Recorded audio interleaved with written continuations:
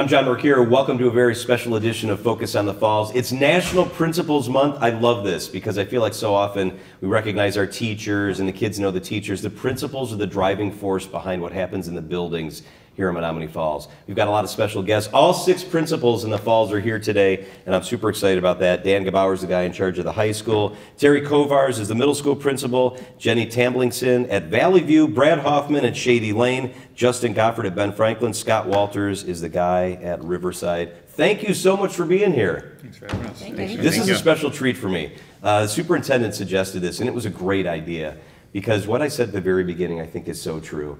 You guys were all in the classroom at one point. You started as teachers, and now you lead our teachers who lead our young people. So thank you, first off, so much for what you do. I want to start with you, Dan, because you're at the high school, and ask you, how's the school year been going?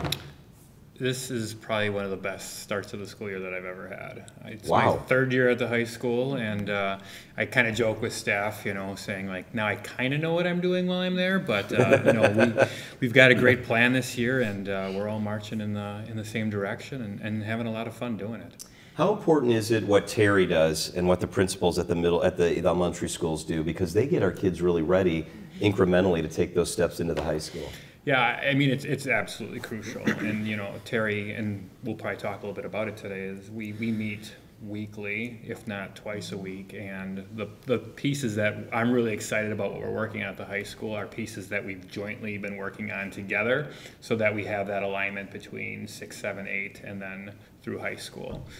When we know what the kids are bringing in to the high school, we know where to start. We don't have to try to figure out exactly where that is. So that alignment is it's absolutely crucial. Terry, how important is it to absolutely love what you do when you spend more hours some days with our students and our teachers than you do with your own family? It's pretty hard not to love what you do when you get to hang with kids as much as we do, right? Like, they're just fun, and they're what brings the joy to what we do. As much as I love meeting with Dan, it's not the highlight of my week. It's the time that I get to interact with kids and do all of those things. So. All right, check that off, Yeah. Terry.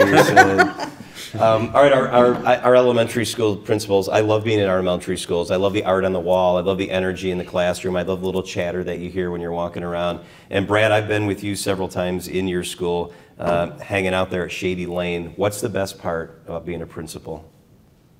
People, both the big people and the little people. I mean, I think all of us are in this position because we wanted to work with kids, and maybe it started as coaching or babysitting or something when we were younger and turned into teaching or counseling and just kind of finding needs within our building that led us all into leadership. But it still remains true. That's the reason I did it, is because I wanted to work with kids. And then the bonus that you maybe didn't think about is the work we get to do with adults. Like, of course, when we were teachers, counselors, we had colleagues that we worked with, but it's in a different capacity as a principal. And it's just really cool to see amazing people do amazing work with kids, and I get to be a part of that and try to find a way to help them a little bit. Take a little bit of credit maybe, but we just have some amazing educators in our district, and I think especially at Shady Lane, and so it's really cool to be just part of that. Scott, Justin, what's the most rewarding part about what you do day in, day out? After you, sir. I would echo what Brad said. I think it's working with the people. I think it's the connections that you make. I think we have an amazing staff of that go above and beyond for kids. They go above and beyond for each other. And I think it's just the connections that you make with kids on a daily basis. Seeing them out in the community is cool too. Maybe not in my grubby leaf raking clothes now as the weather turns.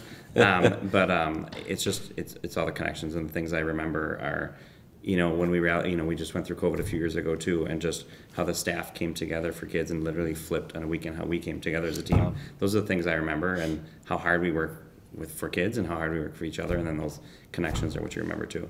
So. Jenny, what's it like to try to balance being with the kids and being in the hallway and chatting with them and doing this kind of work that you have to do day in, day out because you're an administrator?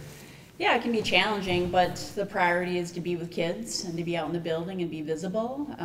That's really what comes first, and a lot of that paperwork and things that need to get done on a daily basis get done at home. Because our priority is to be with kids and with staff and and we're missing all the fun if we're doing the paperwork. That's right. We want to be, we That's want to right. be in the fun too, so. I got so excited to talk to Jenny, I jumped over you. What's the most rewarding part? Oh, I think everybody spoke a lot about the kids. I will say something that is different for me being in the 4K2 building is Yeah. how involved our parents are in this community. I can tell you, no matter if it's a hard phone call about maybe a student having a rough day, or just a phone call letting the parent know how great their kid is doing, it's always a team in this community, and it's been amazing. This is my second year, and I don't think I've had a better or easier 2 years being a principal because of the staff, the students, and our parents. So that's been really excellent. Dan, when I think about your story, and you grew up in the Falls, and a lot of you have a lot of rich history with the Falls, but you went through the Falls. You were in that building as a student, and now you lead students in that building. When you have time to reflect on that and your journey, what are some of the things that come to mind? It's so different now than when it was a few years ago, 27 years ago. It's so different, and it's neat what kids are offered now. I look at our athletics, I look at our co-curriculars, I look at our clubs and activities, just the diverse choices that our students have. Our students are in internships, our students are doing job shadows. When I was in school, it felt like it was really just a four-year college prep, and now it's really comprehensive, where we're giving our students a really nice view of what everything is that's out there for them to do when they finally leave the system. I want to ask you all how you balance the personal need to be with kids and to have your soul fed and to do that sort of thing with what I asked Jenny about, the need to run a building and to run teams and to do that sort of stuff, whether it be budgeting or supplies or curriculum type questions. How do you balance the two with what you need to do? Because you got to get out of that office and get in the hallway, right? And Brad, I've seen you with your kids lots of times, and they like you and you smile and you seem so in your element, but you can't do that all day long. How do you balance those two things? I'll let you know when I figure it out. I mean, like Jenny had said before, a lot of that stuff gets done at home, or you get, a conference day or a day off like we had last Friday, and that's the time to catch up.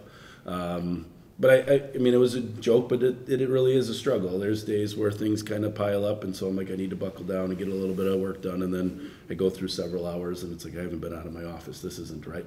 So, I don't know how we balance it, but somehow we manage, right?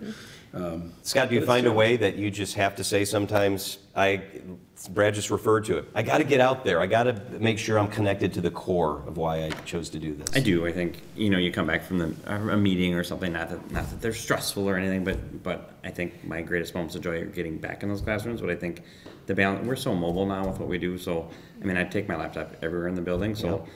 I can be in a class and I'm not really doing an observation per se, but I am pounding through emails or pounding through the budget or doing things like that. So I think we're in a world where we are so mobile and wireless where there are ways that you can cheat too. Yeah, you have to, right? Yeah. Justin, you're with our really little ones. Yeah. What's it like to connect with them on a day in, day out basis? I think my favorite time of the day is lunch time, not because I'm actually eating, but I do love that as well, as it may be obvious. But my favorite time is to be in the lunchroom and just sit with kids or walk around and open the milks and then go out for recess. Mm-hmm. Because for example, one day I sat down and ordered the hot lunch and sat next to kindergartners and their minds were blown. And I was like the biggest rock star in the world because, Mr. Goffer, you're eating this lunch? I'm like, yes, it's a nice lunch. And they're sitting with you and then they all want to talk to you. And it's very satisfying. I think if you ever are having a hard day, go into a kindergarten room and they will just tell you all the reasons why you're special or why you're helpful or why they like you. It's really fulfilling, but it's also there's a lot of joy there, and it's really important for us to remember this is how they come to us. Mm-hmm. They love being here, and what can we do to keep that going? I think that's some of our main objectives, right? Keep the joy. Yeah. Mm-hmm. Yeah. I love that. So Terry, you're with the middle schoolers, and that's an awkward age. That can be a tough age. It's an age where issues like self-esteem and they're trying to find themselves and they're nervous about going to the high school and all that come into play. How do you negotiate, how do you have your team negotiate making sure they get what they need on a personal level and on an academic level? Mm-hmm. So we work through that through the entire middle school experience, but I think our sixth grade team has so much experience and does such a great job of helping our students transition in. They know what it looks like for kids to come from a situation where they're more classroom bound to moving to different places throughout the building, what that looks like of organizing their materials and accessing a locker. The lock is always the highest anxiety point for kids coming in. So making sure that we build those skills in and directly teach them to students as they transition into school. As well as we have a great student services staff that helps connect with students when they're having those struggles that come with growing up and when friendships realign and change. So I just put it on the back of our staff being so amazing because they do a great job with that, and it's because kids are at the heart of it. And our mission is teaching and learning, but we can't teach. We're teaching children and keeping them at the heart of who they are and valuing who they are first and foremost, then accelerates that teaching and learning. So the staff here is great. Jenny, we want our kids to have mentors. We want our kids to have people that they look up to and that they respect and that they can drive towards. As an educator, how important is it to have mentors and to have people that you can count on and you can call on when you have questions or you're trying to sort through things? Oh, for sure. I mean, this team, joining this team has just been phenomenal, especially the elementary team. Scott, Brad, Justin, we're always talking, we're always calling each other. I think Scott and I actually just had a conversation last night about something, so we're always checking in with one another. And it's a great time to check in sometimes when you just need a laugh. So we are constantly in contact with one another. Daily, if not more than once a day. I have to silence my phone at night because I go to bed so much earlier than we used to. And it's ding, ding, ding, the text messages, and then I feel bad because there's a whole conversation that looks like I jumped out of, but no, it's just a good team. Yeah. Jenny, who's the funniest on the team? Oh boy, that's, I mean, me for sure. No.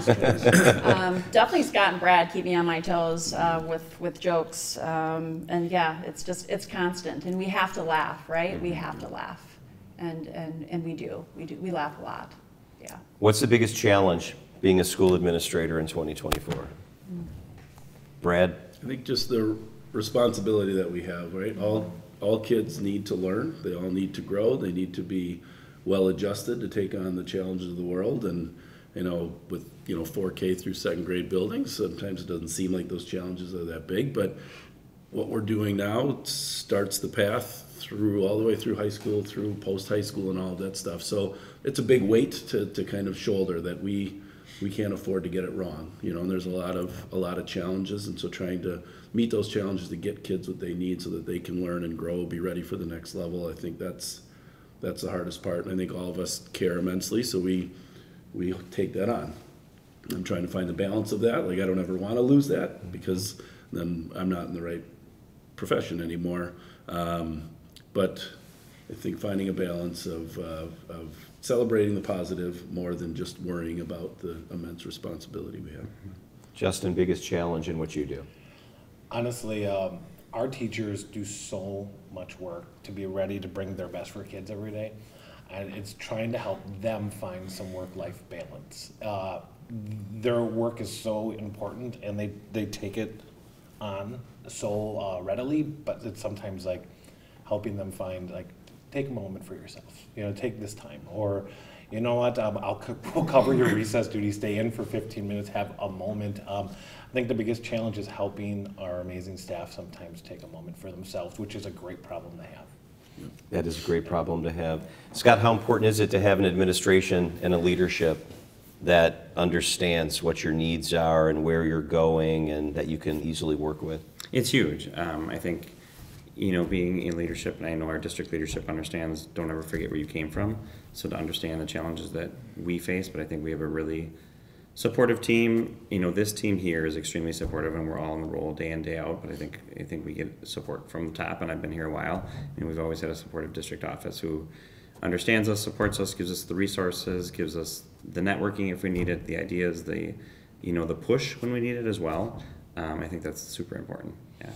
So Terry, before we came in to tape this, you guys all were meeting with special ed students here at North, and it warmed my heart, and you have different connections and pathways to them. The superintendent and I were talking while you were doing that about how important it is that you all have that connection on a daily basis to students you had or students that you will have. How important are those pathways? So it's really important. When you asked Brad the question of like, what's the hardest thing for the principalship, and I was thinking in my head, like, what's my answer going to be? And I think it touches here too, because it's really about like, we need to figure out what each individual student needs. What's the right push for them? What's the right connection for them? How do we hook them in? Who's their person? What is their like goals that we need to help them accomplish? And that is really individualized, and you see it for our students who have IEPs and those individual goals and plans, but every student deserves that. So who is the right connection to have? And sometimes I'm thinking of one of our 8th grade students who this year that connection's there and his entire educational experience is turned around. So figuring out that right piece of the puzzle to fit in is integral to students growing, and that's our calling, is to help students grow. But it's also like the biggest challenge for us to figure out. When I'm in the high school for a sporting event or to buy some cool gear or for whatever I'm there for, sometimes, Dan, as I walk through your office area, I think about, my God, what an incredible responsibility you have and your team has. And then I think about, my God, what an incredible and amazing opportunity you have. You know, and for you, I mean, your teams are with kids who are old enough to drive cars and have jobs and make really good decisions and make really questionable decisions. It's an age that's so critical. Do you ever stop and think about not just how's the football team doing, but my gosh, these are young people that are about to go out into the world and be full-fledged adults? Yeah, the gravity of that weighs on us often, and you know, just thinking about what Terry was saying, that puzzle, and it's funny because the puzzle changes from year to year too. It's a different puzzle every year because something that a student might need their freshman year, it's very different their sophomore year as they go through. It's always changing. We're always retooling, and you know, going back to like the staff and the processes that we have in place, we try to catch those pieces as best as we can, and take on those challenges as the landscape changes for our kids. So it's when I think about it, I will walk into the building sometimes and be like, wow, 1,300 kids, 150 staff members. This is a big responsibility, but the way that the staff works together and what they do, it brings all of us great joy at the high school. How do you still have all that hair? And it's not gray. It's not all gray. It's a good question. My wife is very jealous too. Yeah. So Scott and Justin look a lot more stressed out than you. Yeah, exactly. We We work a lot harder. Just much harder. Eating Yeah, lunch exactly. with kindergartners, playing at recess time. It sounds like a rough gig. Grass Yeah. doesn't grow on busy streets. So. That's really good. I've never heard that before. Yeah, well. Yeah, Jenny, I'm getting a little taste of what you were talking about. I need to get on this text chain, I think. Brad, how long have you been doing this? It's a good question. I think 12 years as principal, 21 years in the district. How have things changed in 20 years as far as what you see from students and their families? I mean, the core of it hasn't changed at all. Like, it's still kids coming to school that need to learn, need to grow, parents who expect that their kids are learning and that they're safe and they're connected. And so not a ton. I think some of the challenges the outside world, so to speak, brings, I think of, you know, we've got kids who, some of our students now at our younger ages were born during the COVID times and missed out on a lot of really crucial socialization.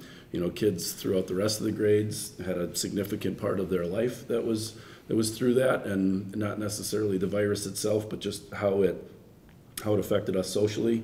You know, kids who spend a lot of time on screens. You know, that I think has changed a lot in the last 20 years. And I don't think we can always put our finger on what that's done to social skills. And so I think we're spending more time trying to work with kids on their ability to interact, their ability to problem solve. Those social skills I think is probably the biggest difference. But I think it's about engagement too. We talked about a lot of that with COVID. I think, you know, and I don't want to say learning was passive, but in some ways 20 years ago learning was a passive thing, and you would go and everybody would have the idea of what a typical school would look like, rows, and we would sit and get. And I think our kids are on so much more social media now and so many more video games and everything, and it changed even more so with COVID. So how do we engage kids, because our job at the elementary level, some of the content they're going to get again, but really to teach that love of learning and how to be a learner and how to be active in your learning. We talk a lot about, is it engagement? Is it empowering kids to be learners, to advocate for themselves, because those are the skills they're going to need. They need the content, but they're going to need those skills as they go through middle school to high school and their jobs and et cetera. So Jenny, your kids are 8, 10, are they 12 years old still at the elementary school? Some of them. 12 years yeah, old? Yeah. And they're walking around with these phones that are like computers that are more powerful than anything you and I grew up with. Right. Does that present a unique challenge that they have such access to immediate information and immediate contact? And what kind of challenge does this pose? Yeah, I mean, there's rules in place at school. You Yep. can't have your phone, Yep. but I know it can be distracting because they're still thinking about it after school or before school. They might be on it, so it definitely poses some challenges. And just educating kids and parents about social media and the challenges to be able to police that at home of some kind. Like, you have to be aware of what your kids are on, what they're saying, who they're texting. Yeah, it certainly is challenging in these days, but we have to educate kids and parents about the pros and cons. I'm glad to be in a district and proud to be in a district where there are rules and there are discussions about phones and about that sort of thing. I think that's critical. Terry, it all gets to what I was asking you earlier about self-confidence and about self-esteem. And I guess I go down this path so often because I have daughters who graduated from the Falls. And they're now 30 years old, and they're doing fantastic. And they will be the first to tell you that foundation was laid here in the schools in Menomonee Falls. But part of that, especially I think as a young girl growing up, is how do you navigate Instagram and Facebook and people posting about how good their makeup looks, and trying to navigate all of that while also making sure that they're good at math and that they're prepared to get into the high school. How do you navigate that? I think social media and technology is the #1 societal influence that's changed the way education looks and the skills that students are coming to us with. When you go all the way down to the K2 schools and you think about the oral language development and the amount of words that kids are exposed to before they enter school and the predictive factor of literacy skills there. So if kids are beginning their pre-education experience of life with less language, it sets them up to struggle throughout their educational career or have more learning that they need to do here. And then that leads into, when you talk about the social media pieces in middle school, like, it's scientifically proven that social media increases depression in our young girls in particular, but our young students. And so making sure that we're educating our families and our students about the roles of social media, the effects, how to keep it in appropriate settings. But it is very difficult to find an appropriate setting for middle school age students because their brain is still developing, and the ability to say something to somebody's face versus say something on social media is completely different. So it is a big challenge. It's something that we need to partner with our families about, because in school it's not happening. We have really strong procedures and policies around cell phones. It's not a significant issue here. But the things that are happening outside of here, so we need partners and our parents to make sure that our kids are getting what they need so they can be successful in their learning, so that they can be successful in what comes after us. Justin, what I'm hearing loud and clear is that you have it the easiest. Because those 5-year-olds aren't logging onto Instagram. I'd like to say we have an amazing staff. We have great families. We have great kids. Do we have some problems that sometimes are a little bit overwhelming for a moment? Of course. But the good outweighs the tough every single day. And it's because of the teams we have. It's because of the families. It's because of the kids. I feel very fortunate to be a principal of really young kids, because there's so much natural joy, and our teachers keep that going and really move kids forward. So. All right, I want to end by asking you, similar to what I asked you at the beginning, I want to go around the table and tell me the very best part about doing your job. Your job is so important, and I think in the community we can easily take that for granted. What's the best part about doing your job? And I'm going to start with you, Jenny, and then we'll go around this way. Okay. I'll say it again so you have time to think about it. What is the best part about what you get to do day in, day out? I mean, 100%, it's being with students, 100%. Scott? I would echo the same. It's connections in the present, but I do enjoy 10 years later seeing kids that have went through Riverside 10 years ago and seeing what they're doing when they're 25 and just coming back to visit or seeing them out in the community. It's just awesome. Brad, what do you think? I agree. I mean, our business is learning, but it's the non-learning times that I think are the most rewarding, the quick highs, and we just got to see some of our former students at the middle school. It's one of my, I mean, I have kids at the high school and the middle school now, so I'm kind of in the middle of it. I get to see a lot of former students, and I love that. Walk across the graduation stage, playing in a football game and a band concert. That's the best. That sounds rewarding. All right, Justin. I think the most rewarding thing is having the ability to see the growth of a child. You have a 4K who comes in there here, maybe really struggling just to get in the door, and by the time they leave that grade or get into second grade, they're just doing so well. I think seeing kids grow and become who they're going to become is an amazing gift. Yeah. What do you think, Terry? I sighed because I was good. I saw it in your notes. Yeah, and I you just- did, right? But I think it looks a little different at a secondary level because we see like what can come after school for kids if they don't have that growth. And to be able to see a kid's life get on a track where you're confident in their future success, that's really rewarding. To know that you made a difference in a kid's life that put them in a place that they are going to be successful after us. Dan, I feel like I should be calling you Big Daddy because you're like the principal of the high school. I know that's kind of a weird thing, but Yeah. It is, yeah. all right, we agree on that. Big Daddy, what's the most rewarding thing about being the high school principal? And I'll build on what Terry's saying. It's the success of the students. And honestly, I've been in a fortunate role where when I started in the district, I started here at North. And it's funny because the juniors at the high school, I had 6th graders at North. So they've had me for the last 6 years. And I've seen them grow from 6th graders to juniors, and just the difference and what they're accomplishing and what they're doing as a class is just, it's so fun to watch, and it's so enjoyable to see just what they're able to do. So, I mean, all the high school students, you see this evolution from freshman to senior year and what they accomplished during that time. And you just feel great about society knowing that when they leave our high school, they're prepared to do what they need to do. How's that new athletics and activities guy doing over there? Oh, he's great. That guy looks like he great. could suit up and knock somebody down.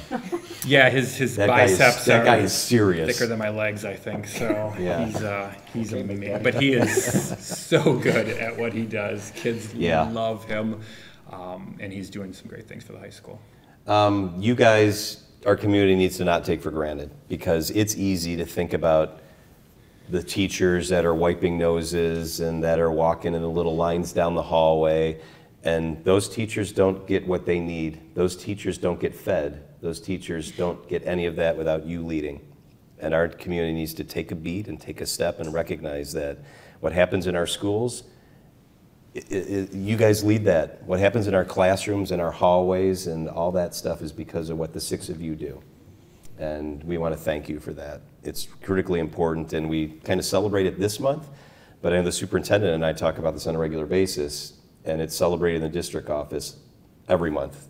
And thank you very much for what you do. We appreciate it. Thank you. This has been fun. Yeah. All 6 of us. We should get together more often. Maybe we'll do it at the Hot House next time. That sounds good. Thank you so much for being with us. We appreciate it. Let's focus on the falls.